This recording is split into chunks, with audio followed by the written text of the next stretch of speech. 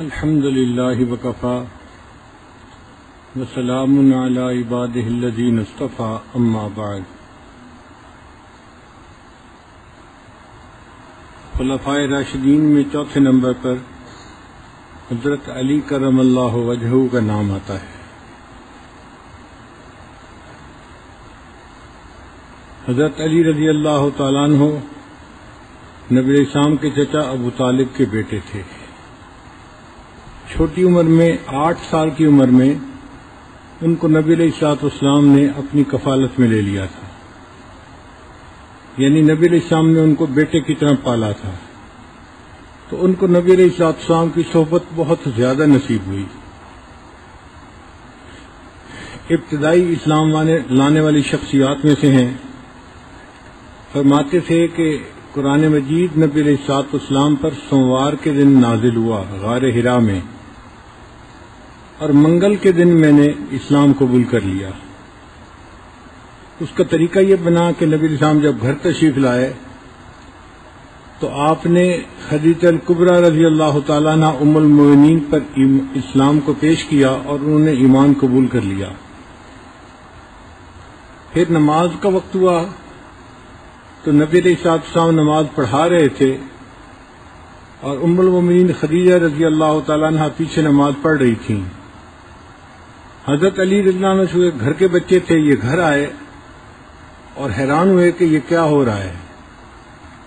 جب نماز ختم ہوئی تو پوچھا یہ کیا ہے، تو نبی علیہ الصلوۃ والسلام نے ان کے اوپر اسلام کو پیش کیا کہ میں اللہ کا رسول ہوں اور مجھے حکم ہوا ہے اور میں تمہارے سامنے یہ کلمے کو پیش کرتا ہوں۔ حضرت علی رضی اللہ عنہ نے کہا کہ میں اپنے ابو سے بات کروں گا۔ نبی علیہ الصلوۃ والسلام نہیں چاہتے تھے کہ یہ اپنے والد سے پوچھیں، ہو سکتا ہے وہ ان کو منع کر دیں تو یہ ایمان سے محروم ہو جائیں گے۔ تو نبی علیہ السلام نے فرمایا کہ دیکھو تم غور کر لو مگر اپنے ابو سے بات نہ کرنا۔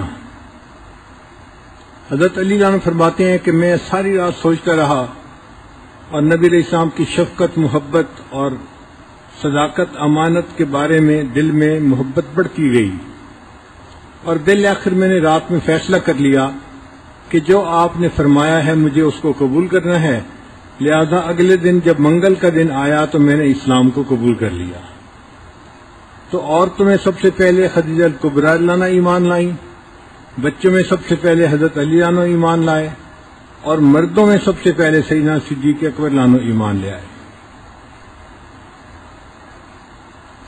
حضرت علی رضی اللہ عنہ کو اللہ تعالیٰ نے اپنی زندگی میں بہت اعزازات عطا فرمائے۔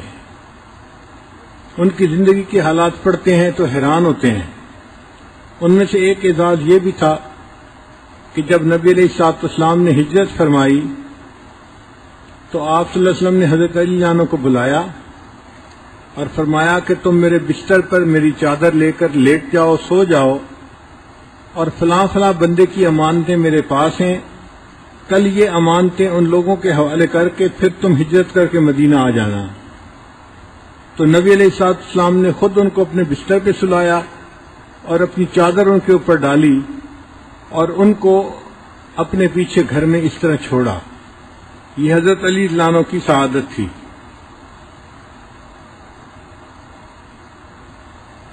حضرت علی رضی اللہ عنہ لکھنا پڑھنا جانتے تھے، چنانچہ بیعت رضوان کے وقت جو صلح نامہ لکھا گیا جس کو صلح حدیبیہ کہتے ہیں، وہ صلح نامہ کی عبارت جو تھی حضرت علی رضی اللہ عنہ نے لکھی۔ یہ سعادت بھی ان کے نصیب ہوئی کہ اللہ تعالیٰ نے ان کو ایسا صلح نامہ لکھنے کی سعادت عطا فرمائی۔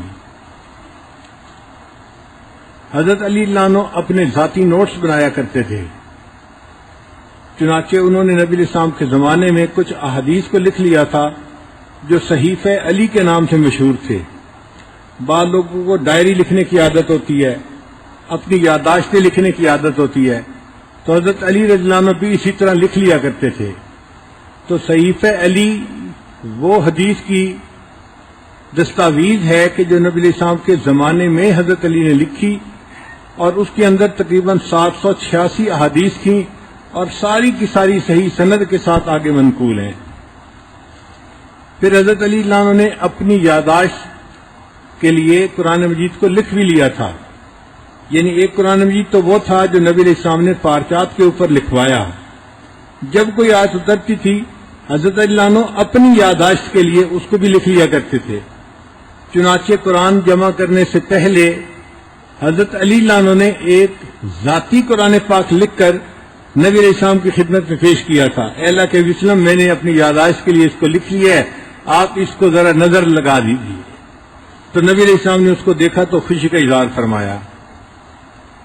حضرت علی عنہ فرمایا کرتے تھے کہ مجھے اللہ تعالیٰ نے قرآن مجید کا علم اس قدر عطا کیا ہے، سلونی ما شئتم، تم جو چاہو قرآن کی آیات کے بارے میں مجھ سے پوچھو. انا اعلم این نزلت، مجھے پتہ ہے کون سی آیت کہاں نازل ہوئی. فی ای وقت نزلت، کس وقت کے اندر نازل ہوئی. لئی نزلت، کس مقصد کے لیے نازل ہوئی. یعنی جو آیات کا شان نزول ہے وہ مجھے اتنا معلوم ہے کہ جس آیت کا معلوم کرو گے میں اسی آیت کا شان نزول تو آپ کو بتا سکتا ہوں. اللہ تعالیٰ نے ان کو قرآن مجید کا بحر بے کرام بنا دیا تھا.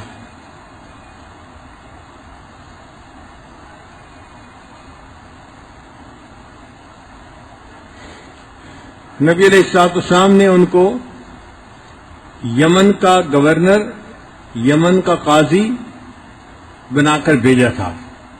حضرت علی عنہ نے عرض کیا، اے اللہ کے وسلم، میری عمر بہت چھوٹی ہے، ابھی تو بالکل ابتدائی جوانی کی عمر ہے.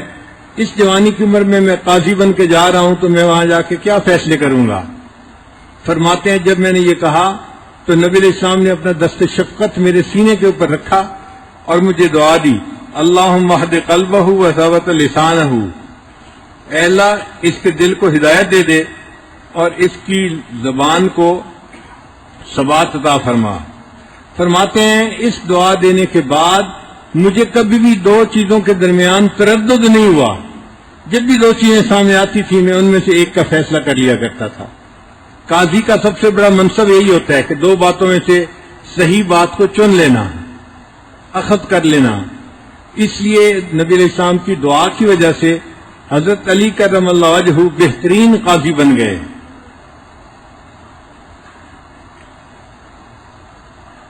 حدیث پاک میں ہے کہ نبی علیہ السلام نے ارشاد فرمایا، اقرؤہم بکتاب اللہ ابی بن کعب، کہ ابی بن کعب صحابی جو ہیں وہ قرآن مجید کے پڑھنے میں سب سے اعلیٰ مقام لے گئے. وقضاہم علی، اور قضاء کے معاملے میں حضرت علی عنہ سب سے آگے بڑھ گئے. یعنی حضرت علی عنہ سب سے بہتر قاضی بن گئے اور ابی بن کعب عنہ قرآن مجید کے پڑھنے والے سب سے اچھے بن گئے. حضرت عمر عنہ فرمایا کرتے تھے کہ اللہ تعالیٰ نے حضرت علی عنہ کو 3 ایسی سعادتیں دی ہیں کہ جن کے اوپر میں حیران ہوتا ہوں. مجھے سرخ اونٹ دے دیے جائیں ان کی نسبت یہ سعادتیں مجھے حاصل ہونا زیادہ پسند ہے. پہلی سعادت، تزوج لسیدۃ نساء العالمین فاطمہ الزہرا، کہ حضرت علی رضی اللہ عنہ کا نکاح خاتون جنت سیدہ فاطمہ الزہرا رضی اللہ تعالی عنہا کے ساتھ ہوا. یہ وہ سعادت ہے جو کائنات میں حضرت علی عنہ کو ہی حاصل ہوئی. اور دوسری بات، ان رسول اللہ صلی اللہ علیہ وسلم عطاہ الرایۃ یوم خیبر، نبی علیہ السلام نے خیبر کے دن جھنڈا ان کو عطا کیا تھا. ہوا یہ کہ نبی علیہ السلام نے خیبر کو فتح کرنے میں کچھ وقت لگا. یہ خیبر یہودیوں کی بستی تھی اور یہود بڑے مالدار تھے، اور جو مالدار بندے ہوتے ہیں وہ اپنی تجوریاں چھپانے کے لیے بڑے انتظامات کرتے ہیں. لہذا انہوں نے ایک قلعہ نہیں بنایا تھا بلکہ ایک شہر کے اندر بڑے بڑے مالداروں نے اپنے اپنے قلعے بنائے ہوئے تھے. آپ یوں سمجھیں کہ ایک گھر ایک قلعہ بنا ہوا تھا. حضرت مولانا محمد نافع رحمۃ اللہ علیہ لکھتے ہیں کہ 12 بڑے بڑے قلعے ایسے تھے جو ذاتی تھے ان کے، اور ہر ایک جو ہے وہ ایک قلعہ بنا ہوا تھا. تو خیبر کو فتح کرنے کے لیے 12 قلعوں کو فتح کرنا پڑا. اس لیے وقت بھی لگا اور یہاں پر بہت محنت بھی کرنی پڑی. تو صحابہ کرام نے بڑی جانفشانی سے یہاں جہاد کیا اور قلعوں کو فتح کرتے رہے.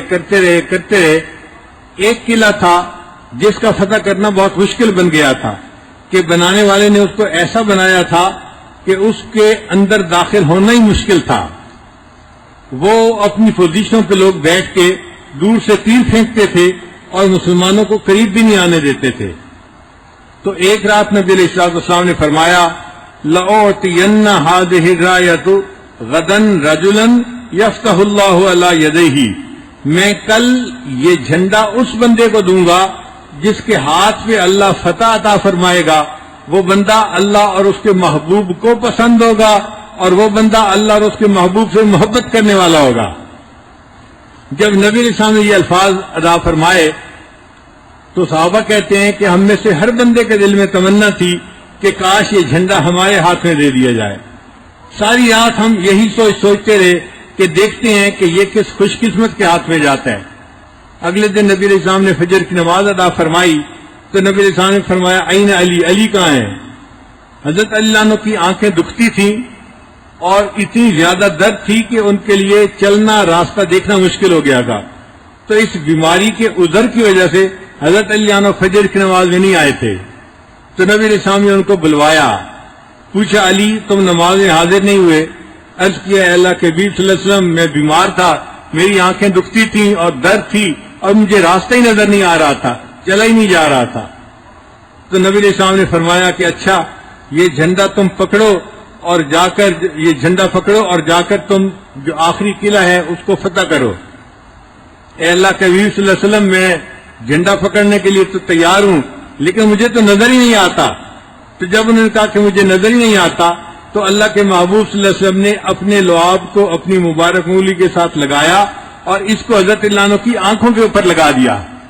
حضرت علی عنہ فرماتے ہیں کہ میری آنکھوں کا درد اسی وقت ختم ہو گیا اور میری آنکھیں ایسی ٹھیک ہوئی کہ اس کے بعد زندگی بھر خراب نہیں ہوئی. وہ لعاب جو کھاری پانی کے اندر شامل ہوا اور اس نے کھاری پانی کو میٹھا کر دیا، وہ لعاب جو سیدنا رسول اللہ صلی اللہ علیہ وسلم کا تھا اس کی برکت ہی عجیب تھی.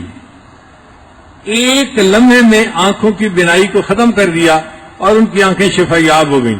حضرت علی عنہ نے جھنڈا ہاتھ میں پکڑا اور باقی صحابہ کے ساتھ مل کر اس قلعے کے اوپر حملہ کر دیا. اب اس قلعے کا دروازہ بہت بھاری تھا اور مضبوط تھا، اکھڑتا نہیں تھا. حضرت علی عنہ نے اس کو اکھاڑنے کی کوشش کی اور اللہ کی شان کے اتنا جذبہ تھا ان کے اندر کہ انہوں نے اس دروازے کو اکھاڑ دیا. وہاں پر ایک آدمی تھا جس کا نام تھا مرحب، وہ مقابلے میں تھا، وہ بھی بڑا بہادر تھا. تو حضرت علی عنہ نے اس دروازے کو اکھاڑا اور ایک ہاتھ میں اس کو ڈھال کی مانند پکڑ لیا اور دوسرے ہاتھ میں تلوار پکڑی اور مقابلہ کرنے لگ گئے. اللہ کی شان کے حضرت علی عنہ کو اللہ تعالیٰ نے فتح عطا فرمائی. ایک صحابی کہتے ہیں کہ پھر حضرت علی عنہ نے اس دروازے کو دور پھینک دیا. میں دوسرے دن 7 بندوں کو ساتھ لے کر گیا کہ ہم جا کر دیکھیں کہ دروازے کا وزن کتنا ہے. ہم 8 بندوں نے مل کر دروازہ اٹھانے کی کوشش کی، ہم 8 بندے اس دروازے کو نہ اٹھا سکے. جس دروازے کو 8 بندے مل کے نہیں اٹھا سکے اس کو حضرت علی عنہ نے بائیں ہاتھ سے اکھاڑ کر ایک طرف پھینک دیا. اللہ تعالیٰ نے ان کو ایسی قوت عطا فرمائی تھی. یہ صرف جسمانی قوت کی بات نہیں تھی، یہ ایک روحانی قوت تھی جو اس وقت اللہ کے حبیب صلی اللہ علیہ وسلم کے حکم کی وجہ سے حضرت علی عنہ کے اندر ابھر آئی تھی. چنانچہ وہ فاتح خیبر کہلائے.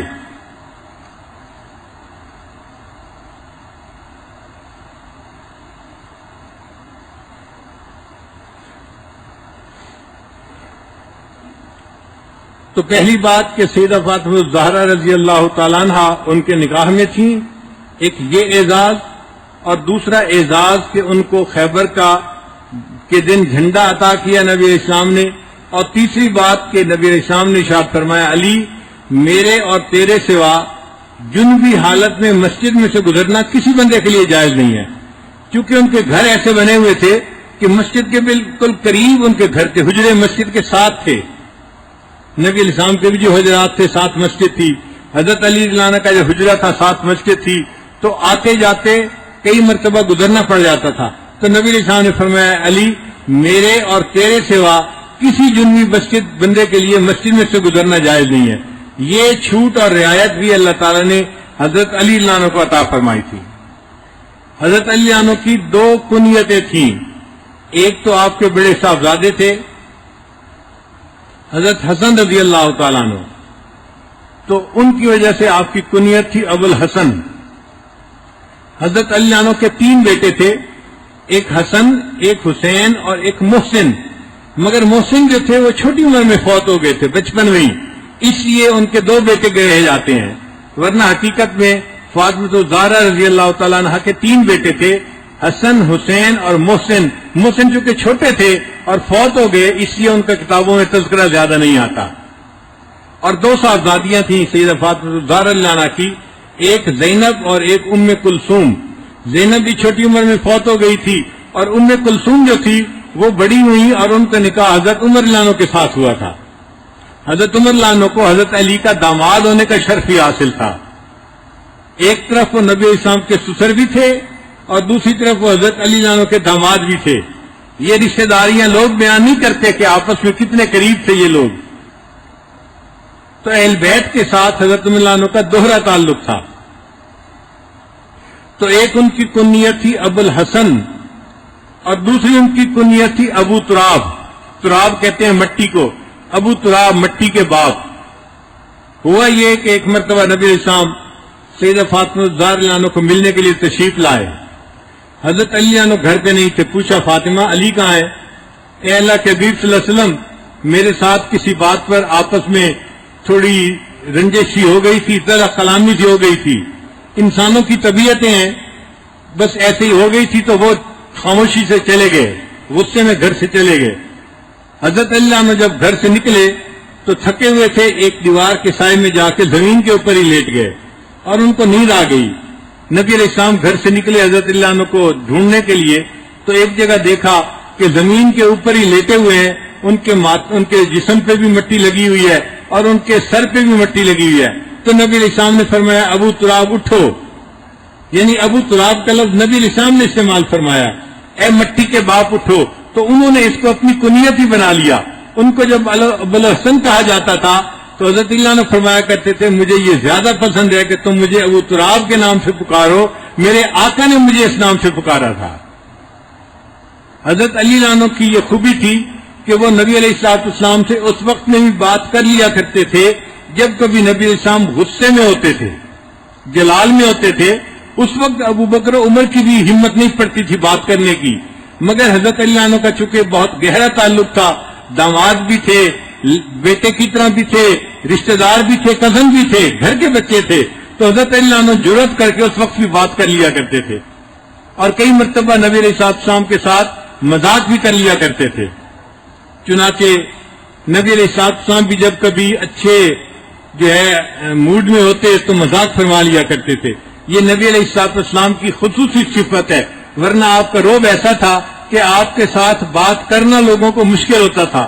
وہ کہتے تھے کہ بولنے کے آپ کے سامنے بولنا مشکل ہوتا تھا، تو اللہ کے نبی صلی اللہ علیہ وسلم ان کے سامنے روب کو کم کرنے کے لیے کبھی کبھی خوش طبعی بھی فرما لیا کرتے تھے۔ چنانچہ حضرت انس نبی اسلام کے خادم تھے، تو نبی اسلام نے ان کو ایک دفعہ فرمایا یا ذل اذنین، وہ 2 کانوں والے۔ اب دیکھیں ہر بندہ 2 کانوں والا ہے، مگر ان کو جب 2 کانوں والے کہا تو ان کو یہ لفظ بڑا اچھا لگا کہ میرے آقا صلی اللہ علیہ وسلم نے مجھے 2 کانوں والا کہا ہے۔ یا ذل اذنین، بات سچ بھی ہوتی تھی مگر بات کے اندر مزاح بھی ہوتا تھا، یہ نبی علیہ السلام کی خصوصیت تھی۔ چنانچہ ایک مرتبہ ایک بوڑھی عورت نبی اسلام کی خدمت میں حاضر ہوئی، پوچھنے لگی کہ اے اللہ کے نبی صلی اللہ علیہ وسلم کیا میں جنت میں جاؤں گی؟ تو نبی اسلام نے فرمایا جنت میں کوئی بوڑھی عورت داخل نہیں ہوگی۔ جب نبی علیہ السلام نے یہ فرمایا تو وہ عورت تو بڑی غمزدہ ہوئی اور رونے لگ گئی، روتے روتے حال برا کر لیا۔ ام المومنین نے دیکھا تو انہوں نے کہا اے اللہ کے نبی صلی اللہ علیہ وسلم یہ عورت اتنا رو رہی ہے اور آپ فرما رہے ہیں کہ کوئی بوڑھی عورت جنت میں نہیں جائے گی۔ تو نبی علیہ السلام نے فرمایا میں جو کہہ رہا ہوں سچ کہہ رہا ہوں، یہ بوڑھی عورت جوان بن کر جنت میں جائے گی، بوڑھی داخل نہیں ہوگی۔ ایک مرتبہ ایک صحابی نے نبی علیہ السلام سے اونٹ مانگا تو نبی علیہ السلام نے فرمایا میں اونٹ کا بچہ دے سکتا ہوں۔ وہ بڑا پریشان، مجھے سامان اٹھانا ہے، مجھے تو بھرپور جوان اونٹ چاہیے، اور نبی علیہ السلام فرماتے ہیں میں اونٹ کا بچہ دے سکتا ہوں۔ وہ کافی دیر منتیں کرتے رہے، اے اللہ کے نبی سے مجھے بڑا اونٹ چاہیے، بھرپور اونٹ چاہیے۔ پھر نبی علیہ السلام نے جب دیکھا کہ کافی دیر ہو گئی تو فرمایا بین میں تمہیں جو بھی بڑا اونٹ ہوگا وہ بھی تو کسی اونٹ کا بچہ ہی ہوگا نا. تو اللہ کے حبیب صلی اللہ علیہ وسلم کا مزاح بھی اتنا پیارا ہوتا تھا کہ سچ بھی ہوتا تھا اور دوسرا بندہ اس کو انجوائے بھی کرتا تھا.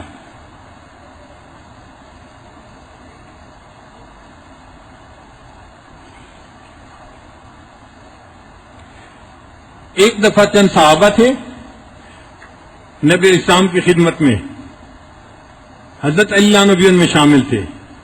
کچھ کھجوریں پیش کی گئیں تو سب لوگ کھجوریں کھا رہے تھے اور جو کھجور کی گٹھلیاں تھیں وہ اپنے سامنے دسترخوان پہ رکھ رہے تھے. حضرت علی عنہ بھی کھجوریں کھا رہے تھے، نبی اسلام بھی کھجور نوش فرما رہے تھے. جب آپ نے کھجوریں کھائیں تو اپنی گٹھلیاں نبی اسلام نے حضرت علی عنہ کی گٹھلیوں کے ساتھ رکھنی شروع کر دی. اب جب سب کھانا کھا چکے تو نبی اسلام نے فرمایا بھائی ذرا گٹھلیاں گنو کہ اس نے کتنی کھجوریں کھائی ہیں. اب سب کی کھجوریں تو آدھی آدھی نکلیں اور حضرت علی کی گٹھلیاں ڈبل نکلیں. تو نبی اسلام نے فرمایا کہ لگتا ہے علی تم نے بہت زیادہ کھجوریں کھا لی ہیں دوسروں کی نسبت، بڑا کمال ہے. تو حضرت علی نے مسکرا کے کہا اے اللہ کے وسلم میں نے زیادہ نہیں کھائی بلکہ لگتا ہے کہ میرے سامنے والوں نے گٹھلیوں سمیت کھجوریں کھا لی ہیں. یعنی نبی علیہ السلام کی موجودگی میں حضرت علی عنہ ایسی باتیں فرما لیا کرتے تھے، یہ ان کی خصوصیت تھی.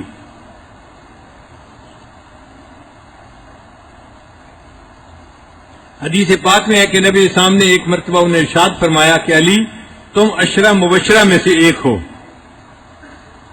حضرت علی اللہ عنہ امت کے بے مثال خطیب اور بے مثال مجاہد تھے.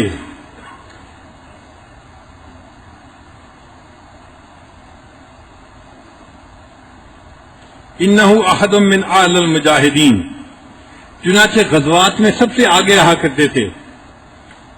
غزوہ بدر میں آگے، احد میں آگے، بیعت عقبہ میں آگے اور بیعت رضوان میں آگے. تمام مواقع پہ حضرت عنہ آگے رہا کرتے تھے. جنگ خندق میں ایک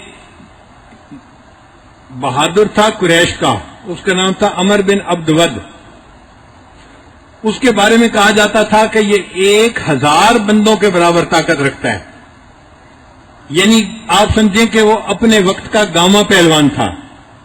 اتنا مشہور تھا، اس کے سامنے لوگ آتے ہوئے گھبراتے تھے کہ اس بندے کے پاس تو 1000 بندوں کی طاقت ہے، اس کا کیسے مقابلہ کیا جا سکتا ہے. وہ خندق کو پار تو نہ کر سکا لیکن خندق کے اندر جو ہے نا اتر گیا اور اس نے مسلمانوں کو للکارنا شروع کر دیا، ہے کوئی تم میں سے جو میرے مقابلے میں آئے، میں تو اتنا بہادر ہوں، میں تو اتنا نڈر ہوں. اس نے بڑے اشعار پڑھنے شروع کر دیے.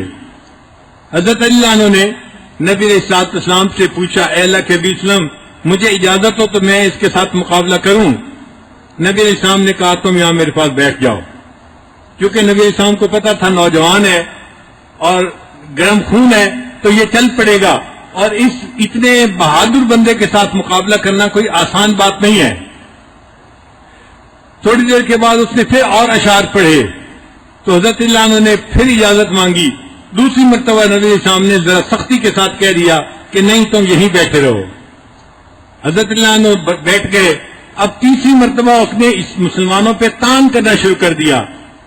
جیسے بندہ کہتے ہیں نا تم میں سے کوئی ہے مرد جو میرے مقابلے میں آئے، تم تو کمزور ہو، تمہارے اندر تو طاقت نہیں، ہمت نہیں، تم کچھ نہیں کر سکتے. اس نے اس قسم کی تان آمیز باتیں کرنی شروع کر دی. جب اس نے اسلام پر مسلمانوں پر تان کرنا شروع کیا تو حضرت اللہ عنہ کی جو غیرت ایمانی تھی وہ رک نہ سکی اور انہوں نے نبی علیہ السلام سے بڑی لجاجت سے عرض کیا اے اللہ کے وسلم اب مجھے اجازت دے دیجئے، اب مجھے اپنے زندہ رہنے کا کوئی فائدہ نظر نہیں آتا. تو نبی علیہ السلام نے اجازت دے دی. حضرت اللہ عنہ اس بندے کے سامنے آئے اور اس کو آ کر کہا کہ ہاں میں تمہارے مقابلے میں آ گیا ہوں، بات کرو. اس نے سمجھ لیا کہ یہ علی بہادر ہیں تو اب وہ ذرا گھبرایا کہ میرے مقابلے میں ایسا بندہ آ گیا. کہنے لگا اصل میں تم قریش کے بچے ہو، تمہارا کوئی بڑا نہیں جو میرا مقابلہ کر سکے، میں بچوں کے ساتھ کیا مقابلہ کروں گا. حضرت اللہ نے فرمایا کہ میں بچہ ہی صحیح لیکن جب میں مقابلے کے لیے اتر آیا ہوں اب تو مجھ سے بھاگنے کی کوشش مت کرو، میرے ساتھ مقابلہ کرو. جب یہ کہا تو عمر بن عبد ود نے حضرت اللہ عنہ کے اوپر تلوار کا وار کیا. اب وہ تلوار کا وار اتنا زور کا تھا کہ حضرت عنہ نے خود پہنا ہوا تھا، اس خود کے اندر وہ تلوار لگی اور تلوار اٹک گئی، یعنی ٹوٹ کے اٹک جاتی ہے جیسے اٹک گئی۔ اب جیسے ہی اس کا ہاتھ ایک جگہ رکا، حضرت عنہ کا قد چھوٹا تھا اس بندے کے مقابلے میں، وہ بڑا اونچا لمبا لہیم شہیم آدمی تھا، آپ اس کے سر پہ تو وار نہ کر سکے، مگر آپ نے اس کے ایک کندھے کے اوپر اتنا زور کا وار کیا کہ آپ کی تلوار اس کے سینے تک اتر گئی، وہ بندہ وہیں پہ گیا، اور جیسے جانور تڑپتے ہوئے مر جاتا ہے وہ بندہ اس طرح تڑپتے ہوئے مر گیا۔ اللہ تعالیٰ نے حضرت علی عنہ کو ایک اسلام کے اتنے بڑے دشمن کو قتل کرنے کی بھی سعادت عطا فرمائی۔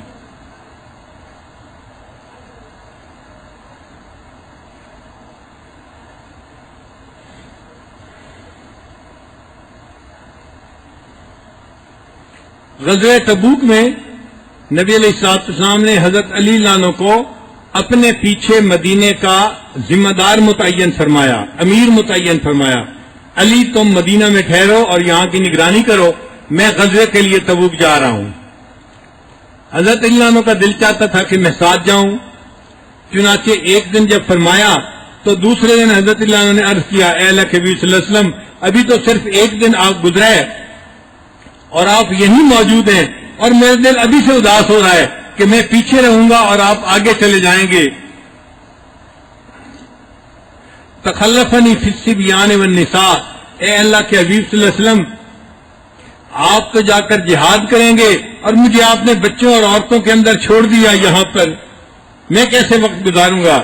تو نبی علیہ السلام نے فرمایا، ان تکون منی بمنزلۃ ہارون من موسیٰ غیر انہ نبی بعدی، کہ علی تم میرے لیے اس طرح ہو جیسے موسیٰ علیہ السلام کے ساتھ ہارون علیہ السلام تھے، فرق یہ ہے کہ میرے بعد کوئی نبی نہیں آئے گا، اور حضرت ہارون علیہ السلام تو نبی تھے، لیکن جو تعلق ہارون علیہ السلام کا موسیٰ علیہ السلام کے ساتھ تھا وہ تعلق تمہارا میرے ساتھ ہے۔ اب یہ جو الفاظ ہیں نا کہ تم میرے لیے ایسے ہو جیسے ہارون موسیٰ علیہ السلام کے لیے تھے، ان الفاظ میں حضرت علی عنہ کی عظمت سامنے آتی ہے کہ اللہ تعالیٰ نے ان کو نبی علیہ السلام کے ساتھ کیا قرب عطا کیا تھا۔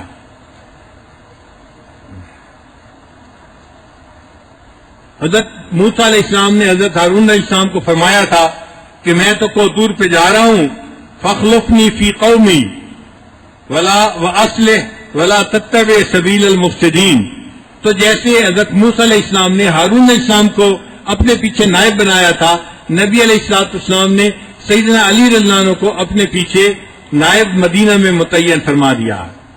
یہ ان کی زندگی کی کتنی بڑی سعادت ہے، آپ اندازہ لگائیے۔ ایک مرتبہ نجران کا وفد آیا نبی علیہ السلام کی خدمت میں، اس میں 60 آدمی تھے۔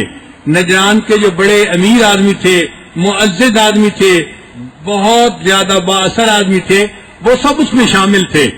حضرات صحابہ فرام فرماتے ہیں ہم نے ایسا وفد کبھی نہیں دیکھا، اتنے معزز آدمیوں کا وفد۔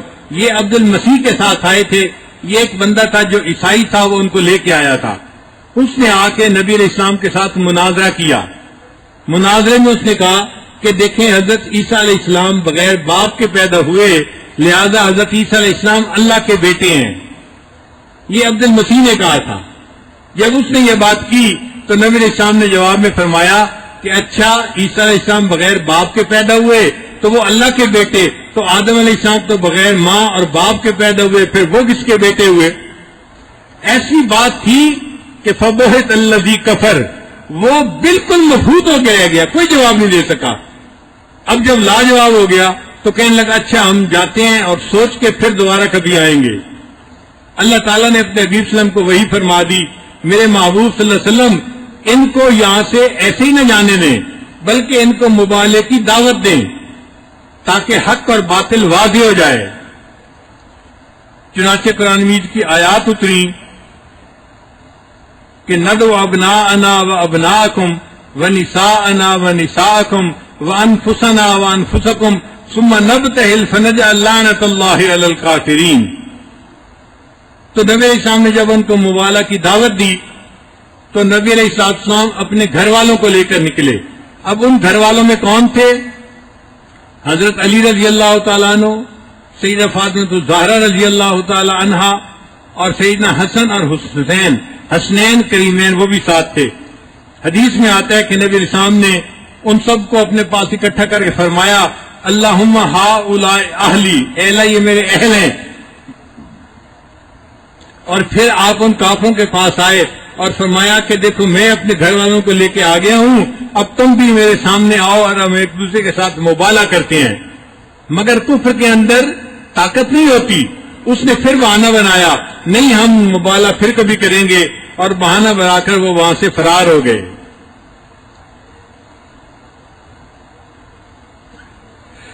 ایک مرتبہ نبی اسلام نے حضرت علی عنہ کو فرمایا علی انت منی و انا منکا، تو مجھ سے ہے اور میں تجھ سے ہوں. بتانے کا مقصد یہ تھا کہ میرا اور تیرا رشتہ اتنا گہرا ہے کہ وی آر سیم بلڈ. آج کے دور میں کہتے ہیں وی آر سیم بلڈ، ہم ایک خون ہیں. تو یہ نبی علیہ السلام فرمانا چاہتے تھے انت منی و انا منکا، میں تجھ سے ہوں تو مجھ سے ہے. یعنی ایک درخت ہے اور اس کی دو شاخیں ہیں، وہ دونوں شاخیں ایک دوسرے کے ساتھ ایک ہوتی ہیں.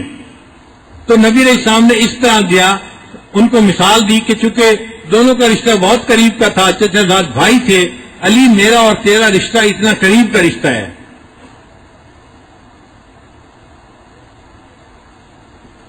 چنانچہ جب نبی علیہ السلام مدینہ طیبہ پہنچے تو آپ صلی اللہ علیہ وسلم نے مہاجرین کو سیٹل کرنا تھا. یہ اس زمانے کا ایک بڑا مسئلہ تھا اور کسی بھی لیڈر کے لیے بڑی بات ہوتی ہے. ہزاروں آدمی ہجرت کر کے آئیں تو ان کو کہاں سیٹل کیا جائے، ان کے لیے خیمہ بستی بنائیں، ان کو کس پر بوجھ بنائیں، ان کے کام کاروبار کا کیا بنے گا. یہ ایک بڑا کام تھا، مگر نبی علیہ السلام نے اس کا اتنا پیارا اور بہترین حل بنایا کہ آپ نے مواخات کروا دی. فرمایا انما المؤمنون اخوہ، سب ایمان والے ایک دوسرے کے بھائی بھائی ہیں. اللہ نے ایک مہاجر اور ایک انصاری کو بھائی بنا دیا. یہ مہاجر اس کا بھائی، یہ مہاجر اس کا بھائی، سب کو بھائی بھائی بناتے گئے.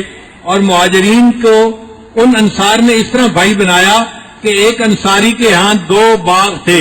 انہوں نے مہاجر کو کہا کہ 2 میں سے ایک باغ تم پسند کر لو، ایک باغ میں لے لوں گا، تمہارا بھی گزارا ہو جائے گا، میرا بھی گزارا ہو جائے گا. ایک نے کہا کہ میرے 2 مکان ہیں، ایک مکان میں رہ لیتا ہوں، ایک مکان آپ لے لیں، ہم دونوں کی زندگی اچھی گزر جائے گی.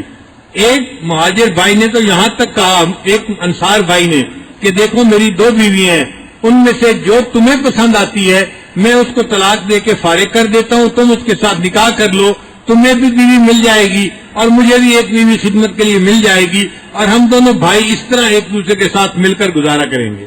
یعنی مواخات کی یہ مثال پوری دنیا میں کوئی پیش نہیں کر سکتا جو نبی علیہ الصلوۃ والسلام نے پیش فرمائی.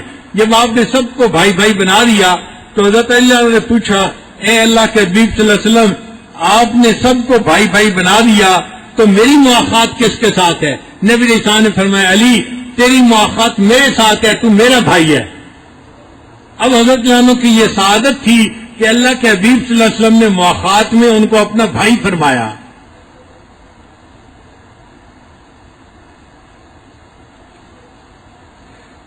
پھر نبی علیہ السلام نے فرمایا انت اخی فی الدنیا والآخرہ، علی تو دنیا اور آخرت میں میرا بھائی ہے.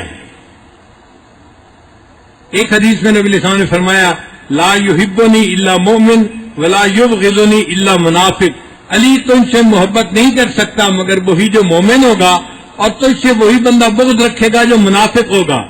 صحابہ کرام کہتے ہیں کہ نبی علیہ السلام کی اس حدیث کی وجہ سے ہم دیکھا کرتے تھے جس بندے کے دل میں حضرت علی کی محبت ہوا کرتی تھی ہم اسے مومن سمجھتے تھے، جس کے دل میں اعتراض ہوتے تھے ہم اس کو منافق سمجھا کرتے تھے. الحمدللہ آج اہل سنت والجماعت کے جتنے حضرات ہیں سب حضرت علی عنہ سے بے پناہ محبت کرتے ہیں.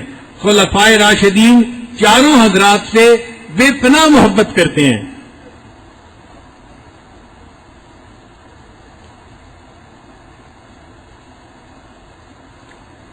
ایک مرتبہ سیدہ فاطمہ زہرا رضی اللہ تعالیٰ عنہ اماں صدیق عنہ کے گھر میں آئی. پوچھا کہ نبی علیہ السلام کہاں ہیں؟ فرمایا کہ وہ تو کہیں گئے ہوئے ہیں. تو حضرت فاطمہ واپس چلی گئیں. جب نبی علیہ السلام واپس تشریف لائے تو ام المومنین نے بتایا نبی علیہ السلام کو کہ جات عائشہ، اے اللہ کے حبیب صلی اللہ علیہ وسلم جات فاطمہ آئی تھی. اب جب فاطمہ آئی تھی تو نبی علیہ السلام سیدہ فاطمہ کے گھر تشریف لے آئے.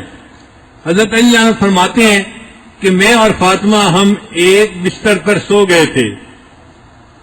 اس زمانے کا بستر کیا ہوتا تھا؟ ایک ٹاٹ ہوتا تھا, وہ بچھا دیا جاتا تھا, اس کے اوپر لیٹ جایا کرتے تھے, وہی ان کا بستر کہلاتا تھا. چونکہ رات کا وقت ہو چکا تھا سونے کا, تو فرماتے ہیں کہ ہم دونوں سو چکے تھے. اللہ کے حبیب صلی اللہ علیہ وسلم جب آئے تو دروازہ کیا تھا؟ ٹاٹ کا ایک کپڑا تھا جو لٹکا ہوا تھا, یہ دروازہ ہوا کرتا تھا, لکڑی کے دروازے نہیں تھے. عائشہ رضی اللہ عنہا کے دروازے پر بھی لکڑی کا ایک کپڑا تھا, ایک کپڑا تھا موٹا جو دروازہ کہلاتا تھا. تو پردہ تھا, پردہ ہٹا کے آ جاتے تھے. تو نبی علیہ السلام نے آواز دی اور پردہ ہٹایا اور اندر تشریف لے آئے. حضرت جانو فرماتے ہیں کہ میں نے چاہا کہ میں اٹھ کے بیٹھ جاؤں, تو نبی علیہ السلام نے فرمایا اللہ مکانکما, تم دونوں جہاں ہو اسی حال میں رہو, تمہیں ہلنے جلنے کی ضرورت نہیں ہے. فرماتے ہیں کہ سیدہ فاطمہ الزہرا بھی لیٹی ہوئی تھی اور ساتھ میں قریب میں بھی لیٹا ہوا تھا. نبی علیہ السلام تشریف لائے اور ہم دونوں کے درمیان میں بیٹھ گئے. اس طرح بیٹھے کہ نبی علیہ السلام کی ایک جو ٹانگ مبارک تھی وہ میرے جسم کے ساتھ لگ رہی تھی, اور جو دوسری ٹانگ تھی وہ سیدہ فاطمہ الزہرا کے جسم سے لگ رہی تھی. وہ فرماتے ہیں کہ اللہ کے حبیب صلی اللہ علیہ وسلم اس طرح ہم دونوں کے درمیان آ کر بیٹھ گئے, اور پھر پوچھا بیٹی فاطمہ کیا تم مجھے ملنے کے لیے آئی تھی؟ عرض کیا ہے ابا جان میں ملنے کے لیے آئی تھی. کیا مقصد تھا ملنے کا؟ ابا جان آپ کے پاس بہت ساری باندیاں آئی ہیں, غلام آئے ہیں, اور میں گھر میں اکیلی ہوں, سارے کام مجھے کرنے پڑتے ہیں, میں کھانا بھی بناتی ہوں اور گھر کے برتن بھی دھوتی ہوں, جھاڑو بھی دیتی ہوں, باقی کام بھی کرتی ہوں, اور میرے ہاتھوں میں گٹے پڑ گئے ہیں.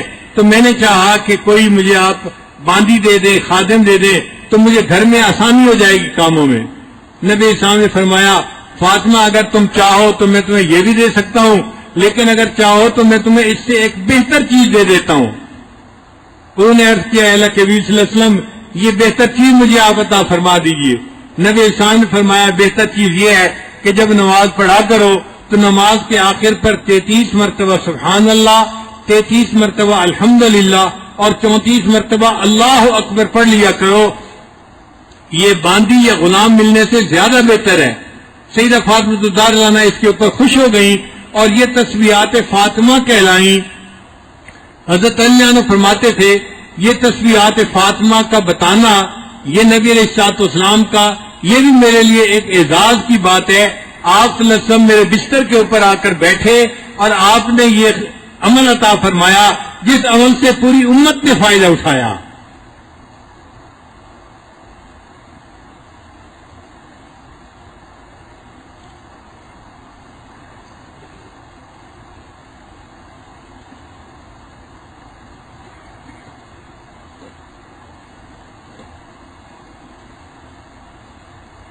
نبی علیہ السلام نے 10 ہجری میں حج فرمایا, 9 ہجری میں فرض ہوا تھا, اور پہلے سال نبی علیہ السلام نے حضرت ابوبکر صدیق کو رضی اللہ عنہ کو امیر حج بنا کر بھیجا تھا اور انہوں نے حج فرمایا تھا. پھر اگلے سال نبی علیہ السلام خود امیر حج بن کر تشریف لائے, اس کو حجۃ الوداع کہتے ہیں.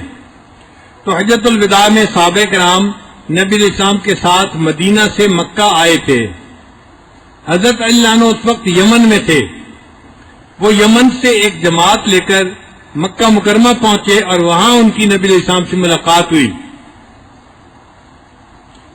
نبی علیہ السلام نے ان سے پوچھا بما احللتا, علی تم نے کون سا احرام باندھا ہوا ہے؟ حج 3 طرح کے ہوتے ہیں, حج افراد, حج قران اور حج تمتع. تو نبی علیہ السلام پوچھنا چاہتے تھے کہ تم نے کس حج کی نیت کی ہے. تو حضرت علی عنہ کو تو پتہ نہیں تھا کہ نبی علیہ السلام نے کس حج کی نیت کی ہے. حضرت علی عنہ نے بڑا خوبصورت جواب دیا. ان کا اے اللہ کے حبیب صلی اللہ علیہ وسلم احللت بما احل بہ النبی صلی اللہ علیہ وسلم, میں نے نیت کرتے ہوئے یہ نیت کی تھی اے اللہ میرے آقا صلی اللہ علیہ وسلم نے جس حج کا احرام باندھا ہے میں بھی اسی حج کا احرام باندھ رہا ہوں. آپ اندازہ لگائیے محبت کا کیا عالم تھا. چنانچہ انہوں نے پھر حج قران کیا.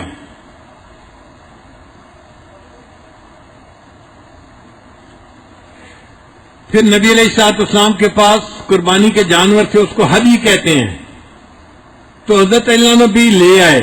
نبی اسلام نے پوچھا کہ کیا تم اپنے ساتھ قربانی کا جانور لائے ہو؟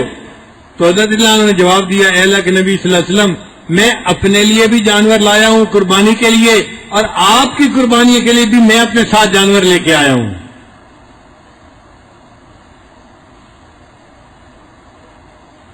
نبی علیہ السلام نے 100 اونٹ قربان کیے. ان میں سے 63 اونٹ اللہ کے محبوب صلی اللہ علیہ وسلم نے خود ذبح فرمائے، اور جو 63 کے بعد باقی تھے اس کے لیے حضرت علی عنہ کے ذمہ لگایا کہ میری طرف سے باقی اونٹ کی قربانی آپ دے دیجئے. تو یہ سعادت بھی حضرت علی عنہ کو ملی کہ نبی علیہ السلام کے اونٹ انہوں نے اپنے ہاتھ سے قربان کیے.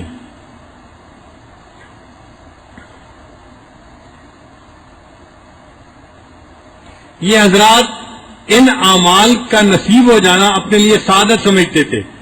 آج کا مسلمان تو مال پیسے کے مل جانے کو بڑی کامیابی سمجھتا ہے، وہ حضرات ایسی سعادتوں کو مل جانے کو کامیابی سمجھتے تھے. ایک لطیفہ مشہور ہے جن کا بھی میں نام نہیں لیتا، مگر کوئی تاجر برادری کا بندہ تھا، تو اس کے بارے میں لطیفہ مشہور ہے کہ اس کا حساب کتاب ہوا تو نیکی اور گناہ برابر نکلے. تو جب نیکی اور گناہ برابر نکلے تو اس سے فرشتے نے پوچھا، بتا تو نے جنت جانا ہے یا جہنم جانا ہے؟ اس نے آگے سے کہا، بھئی جہاں 2 ٹکے کا فائدہ ہے مجھے وہاں بھیج دو. تو یہ تاجر لوگ ایسے ہوتے ہیں کہ جہاں 2 ٹکے کا فائدہ ہے مجھے وہاں بھیج دو.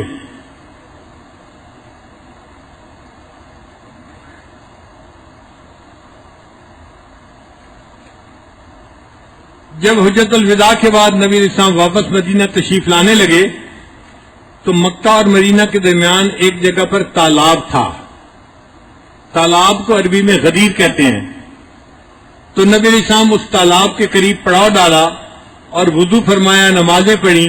اور اس جگہ پر کچھ لوگ ایسے بھی تھے یمن کے کہ جن کو حضرت علی عنہ کے ساتھ کچھ شکوے تھے. تو نبی علیہ السلام نے فرمایا، من کنت مولا فعلی مولا، کہ جس کا میں دوست ہوں علی اس کا دوست ہے. یعنی میرا دوست وہی بن سکتا ہے جو علی کا دوست ہے. تو یہ نبی علیہ السلام نے جو وہ یمن سے آئے ہوئے لوگ تھے ان کو سنانے کے لیے فرمایا. مولا کے معنی ناصر، مددگار، دوست، غلام. پھر ایک مرتبہ اللہ کے محبوب صلی اللہ علیہ وسلم نے فرمایا، انا مدینۃ العلم و علی بابھا، میں علم کا شہر ہوں اور علی اس کا دروازہ ہے. یہ سعادت ہے حضرت علی عنہ کی کہ اللہ کے حبیب صلی اللہ علیہ وسلم نے ان کو اتنی پیاری مثال کے ساتھ ان کی عظمت کو سمجھایا. پھر یہ بھی فرمایا، عمر اس کی دیواریں ہیں اور ابوبکر اس کی چھت ہے.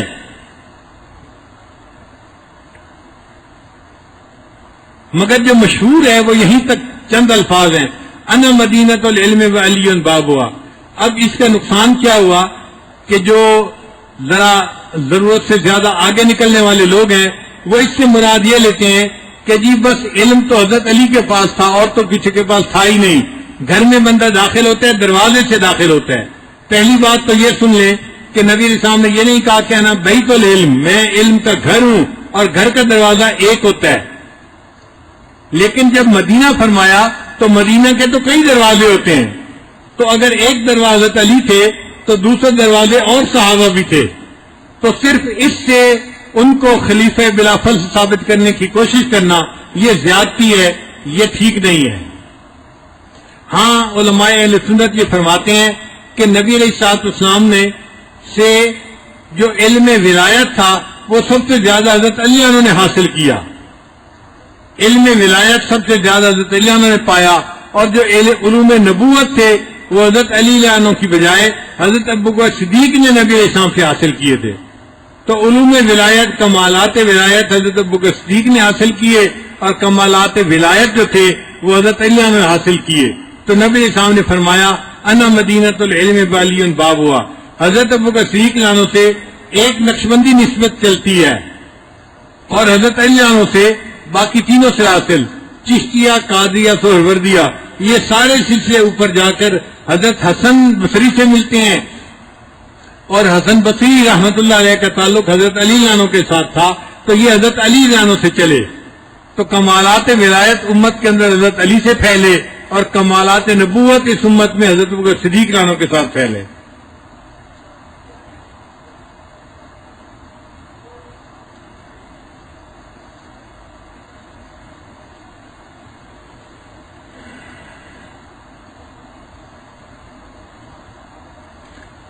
حضرت علی عنہ کو اللہ تعالیٰ نے بہت ذہانت عطا فرمائی تھی، خاص طور پر آپ کے جو فیصلے ہوا کرتے تھے وہ بہت زیادہ جامع اور مدلل ہوتے تھے۔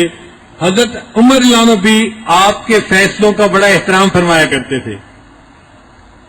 ایک مرتبہ ایک عورت کے اوپر زنا کا الزام تھا، حضرت عمر رضی اللہ عنہ نے صحابہ کو حکم دے دیا اس کو لے جائیں اور اس کو جا کر رجم کر دیں، سنسار کر دیں۔ تو صحابہ اس کو لے کے جا رہے تھے، ادھر سے حضرت اللہ عنہ آ گئے، انہوں نے اس عورت سے پوچھا کہ کیا ہے، اس نے بتایا کہ مجھ سے یہ گناہ ہوا ہے اور مجھے سنسار کرنے کے لیے لے کے جا رہے ہیں۔ حضرت اللہ عنہ نے صحابہ کو فرمایا کہ تم اسے نہیں لے جا سکتے، اس کو واپس لے آؤ اور آؤ ہم امیر المومنین سے بات کرتے ہیں۔ چنانچہ جب آئے تو امیر المومنین سے انہوں نے کہا، امیر المومنین آپ نے حکم دیا؟ فرمایا ہاں میں نے حکم دیا ہے کہ اس کو رجم کر دو، اس نے گناہ کا اقرار کر لیا ہے۔ حضرت اللہ عنہ نے فرمایا امیر المومنین آپ اس کو رجم کا حکم اس لیے نہیں دے سکتے کہ یہ عورت حاملہ ہے، اور عورت جب تک حاملہ ہو اس کو رجم نہیں کیا جا سکتا۔ اگر عورت کو رجم کیا جائے گا تو جو بچہ پیٹ میں پرورش پا رہا ہے وہ ویسے ہی مر جائے گا، تو یہ ناحق قتل کی شریعت اجازت نہیں دیتی۔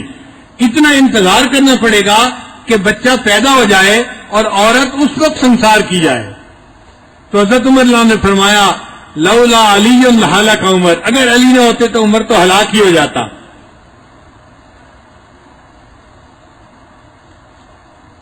تو حضرت علی عنہ عدالت کے معاملے میں، قضاء کے معاملے میں سب صحابہ سے بلند درجہ رکھتے تھے۔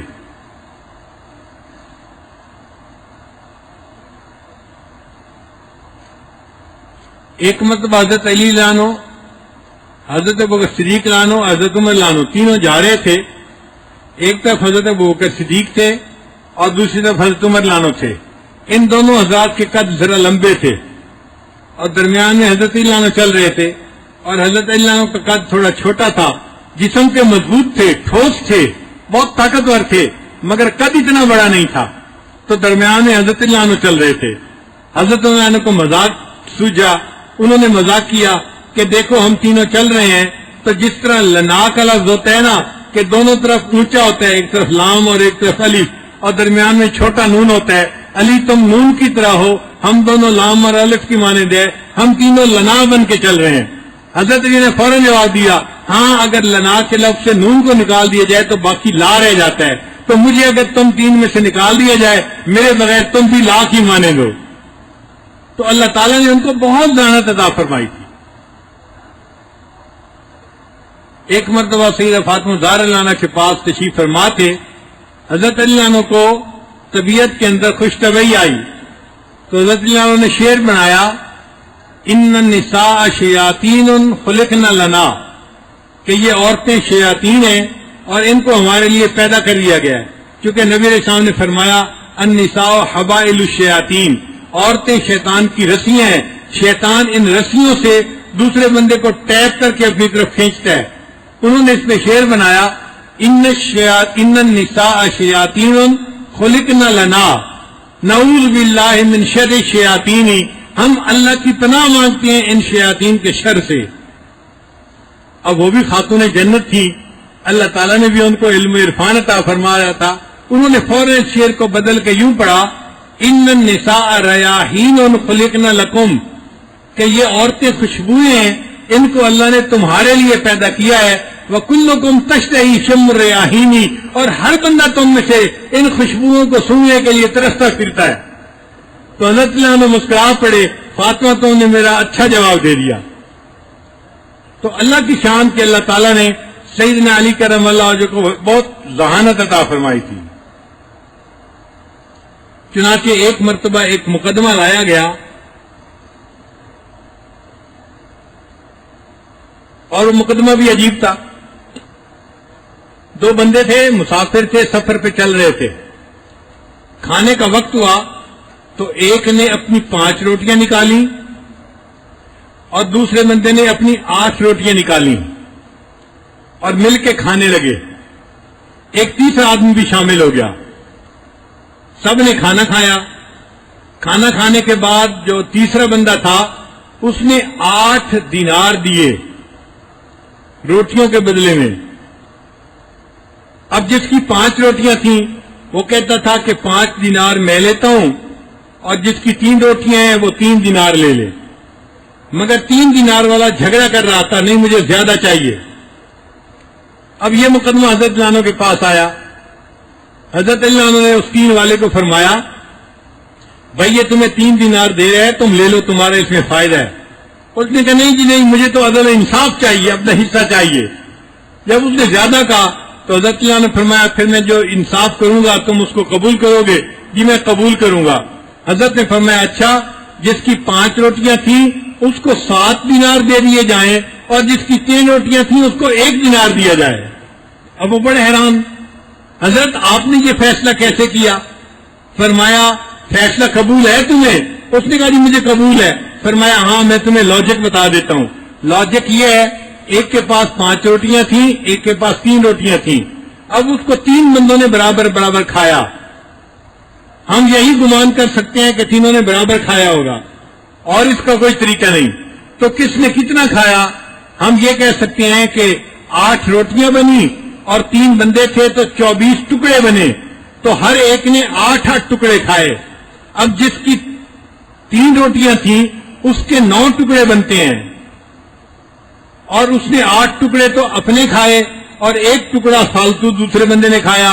اور جس کی 5 روٹیاں تھیں اس کے 15 ٹکڑے بنے، 5 تیے 15، اس میں سے 8 اس نے کھائے اور 7 ٹکڑے دوسرے نے کھائے. لہذا میں نے فیصلہ یہ کیا کہ 7 دینار اس کو دے دیے جائیں اور 1 دینار اس کو دے دیا جائے.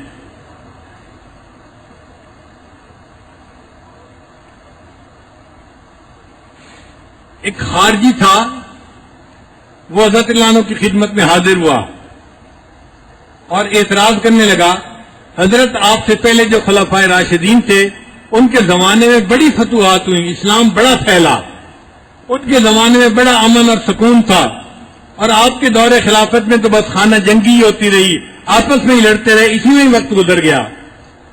حضرت علی عنہ اس کی بات سنی اور فرمایا کہ دیکھو جو مجھ سے پہلے خلفائے راشدین گزرے ان کے مشیر ہم تھے اور ہمارے مشیر تم ہو، اس لیے ان کے زمانے میں فتوحات ہوئی اور ہمارے زمانے میں خاطر جنگی میں ہی وقت گزر گیا. ایسا جواب دیا کہ وہ بندہ منہ لٹکا کے چلا گیا.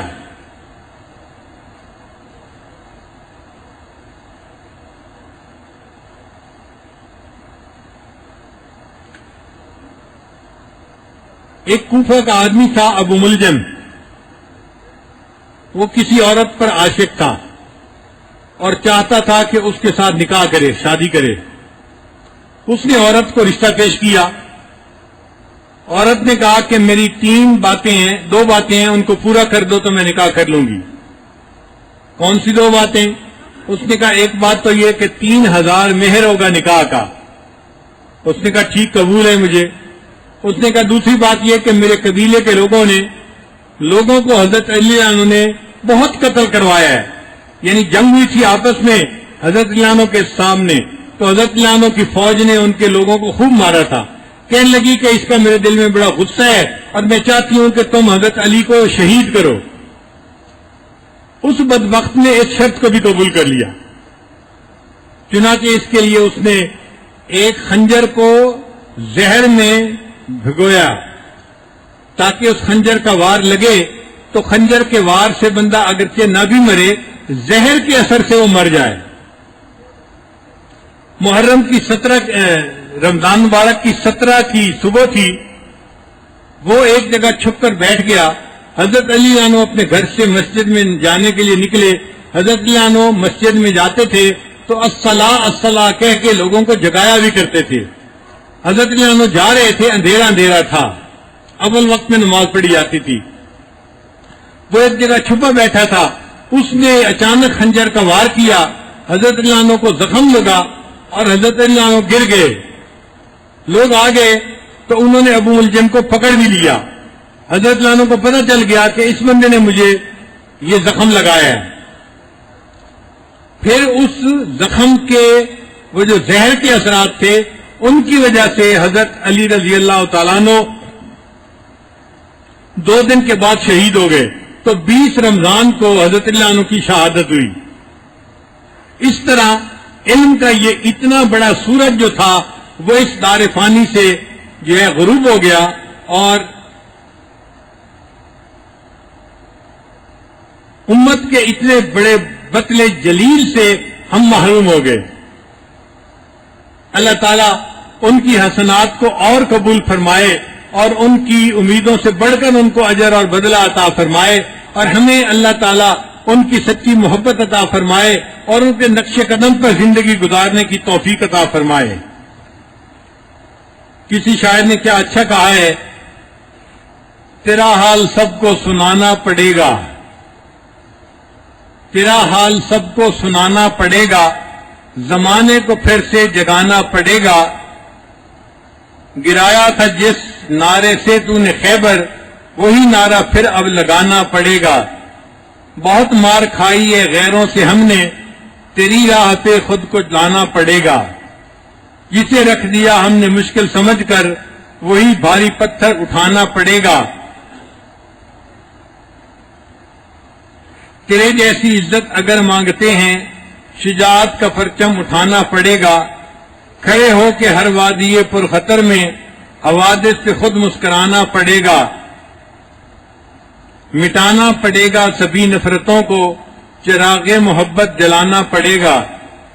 تیری جیسی عظمت اگر چاہتے ہیں تو وہ سیدھا خیموں میں جانا پڑے گا.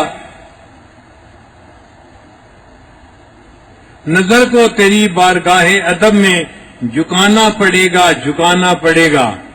اللہ تعالی ہمیں سیدنا علی کرم اللہ وجہہ کی ذات بابرکات سے بہترین فیض عطا فرمائے اور علوم معرفت جو ان کو اللہ نے عطا کیے تھے ان میں سے کوئی حصہ اللہ ہمیں بھی نصیب فرمائے.